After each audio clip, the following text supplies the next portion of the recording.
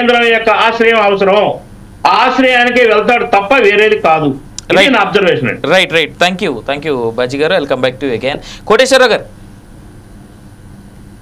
అవినాష్ గారు, మా చర్చలో అనేక అంశాలు వచ్చాయి. వాటన్నిటికి సంబంధించి నేను చెప్పదలుచుకున్నాను.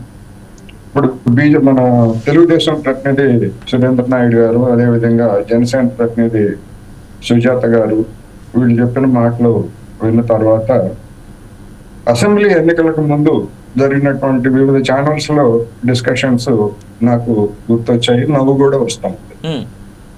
ఎందుకంటే చంద్రబాబు నాయుడు తోటి ఎట్టి పరిస్థితుల్లోనూ కలిసే సమస్య లేదు, మేము ఒకవేళ కలిసినా కానీ మేము వ్యతిరేకిస్తాము అని చెప్పేసి జనసేన ప్రతినిధులు వీర శూర ప్రతిజ్ఞలు చేశారు.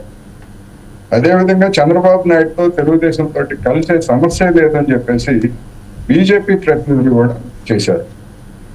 ఈ రెండు పార్టీలతో కలిసే ప్రసక్తి లేదని తెలుగుదేశం పార్టీ వాళ్ళు కూడా పెద్ద ఎత్తున చేశారు. కానీ చూసాం మనం 2019లో ఈ మూడు పార్టీల వాళ్ళు పరస్పరం ఏ విధమైనటువంటి తగాదా పడ్డారో, ఏ విధంగా విమర్శలు చేసుకున్నారు. బట్ అన్నింటినీ మర్చిపోయి అదేదో సినిమాలో యాడ్ అవన్నీ పక్కన పెట్టేయండి అని ఒక సభ్యులు యాడ్.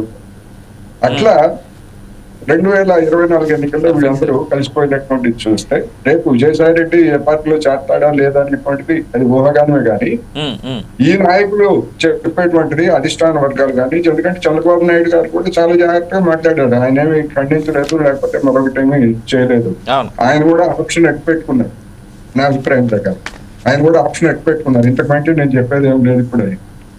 అందుకని ఎవరికి వాళ్ళు ఎవరి కాటి వాళ్ళు ప్లే చేస్తున్నారు అనేటువంటిది ఒకటి. అందుకని రాజకీయాల్లో ఏది అసాధ్యం కాదు అనేటువంటిది ఒకటైతే, రెండోది ఒకవేళ ఇవాళ బీజేపీకి ఆంధ్రదేశంలో పెద్ద కరువు పరిస్థితి, నాయకులు కరువు.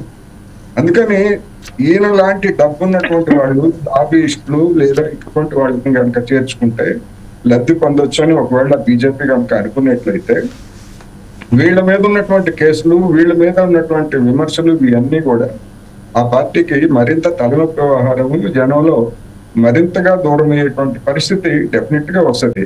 పరోక్షంగా లేదా ప్రత్యక్షంగా ఏ విధంగా ఆయన్ని వాళ్ళు కనుక జనసేన ద్వారా చేసినా లేదా డైరెక్ట్ గా ఎందుకు వాషింగ్ పౌడర్ నిర్మాణట్టుగా బీజేపీలో చేర్చుకున్నా గానీ అటువంటి పరిస్థితి వాళ్ళకి వస్తుంది.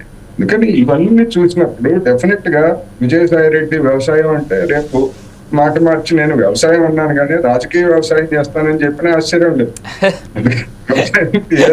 అనేక అర్థాలు ఉంటాయి. వ్యవసాయం ఏదైనా వ్యవసాయం అని అంటారు మీరైతే. ఏదైనా అది రాజకీయ వ్యవసాయమే, రాజకీయ రంగంలో దున్నుతానని చెప్పేసి అంటాడు ఆయన.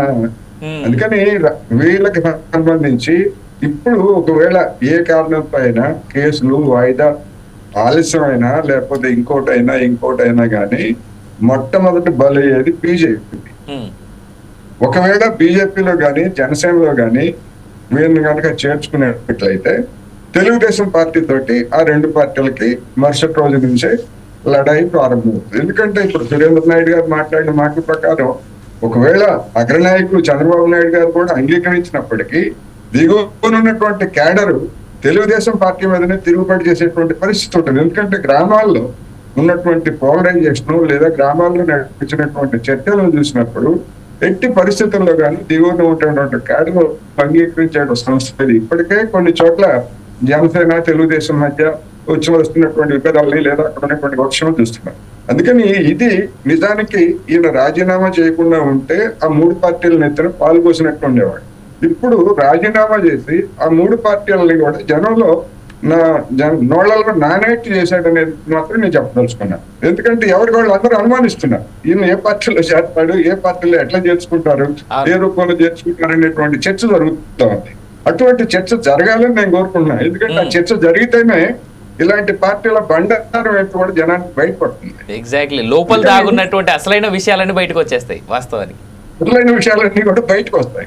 అందుకని ఇప్పటి వరకు ఆయన ఏం చేస్తాడనేది ఊహాగానం అయినప్పటికీ మనం సిచ్యువేషన్స్ ని చూసుకుంటున్నాం. రెండోది ఇంకా ఈయన వెళ్ళిపోయినంత మాత్రాన ఏదో జగన్మోహన్ రెడ్డి గారికి ఏదో పెద్ద దెబ్బ తగిలిందని, వైసీపీకి పెద్ద దెబ్బ తగిలిందని ఎవరైనా అనుకుంటే అది పొరపాటు అనేది నా అభిప్రాయం.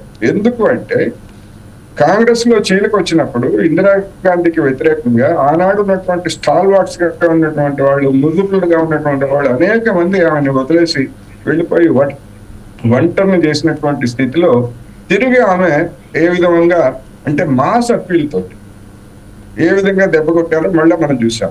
ఇప్పుడు జగన్మోహన్ రెడ్డి గారికి ఉన్నటువంటి 40% ఓటింగ్ ఆయన్ని చూసి వచ్చింది తప్ప విజయసాయి రెడ్డినో, లేకపోతే వైవి సుబ్బారెడ్డినో, లేకపోతే సజ్జల రామకృష్ణారెడ్డినో, లేకపోతే బూతుల మంత్రులను ఇట్లాంటి వాళ్ళని చూసి అయితే రాలేదు. అందుకని వీళ్ళందరూ పోయినా కానీ ఒకవేళ జగన్మోహన్ రెడ్డి గారు రేపు ఒంటరిగా రంగంలో నిలబడితే ఒక విక్టిమ్ కార్డుగా ముందుకు వస్తాడు. చూడండి, నేను ఆశ్రయించి లేదా నేను అన్ని రకాల అవకాశాలు కల్పించినటువంటి వాళ్ళందరూ వెళ్ళిపోవడం నన్ను అన్యాయం చేసిపోయారని చెప్పేసి మళ్ళా ఇంకొకసారి జనంలోకి వస్తే అది ఏ ఫ్యాక్టర్ గా మారవచ్చు అనేటువంటి కూడా ఆలోచించుకోవాలి. వీళ్ళు పోయినంత మాత్రాన వైసీపీ బలహీనపడుతుందని ఎవరైనా అనుకుంటే పొరపాటు అనేది నా అభిప్రాయం. అయితే ఏ పార్టీలో చేరతాడు ఏమిటి అనేటువంటిది ఇవన్నీ తర్వాత బహిరంగంగా చేరిన తర్వాత ఎట్లాగో మనం మళ్ళీ చర్చించుకోవచ్చు.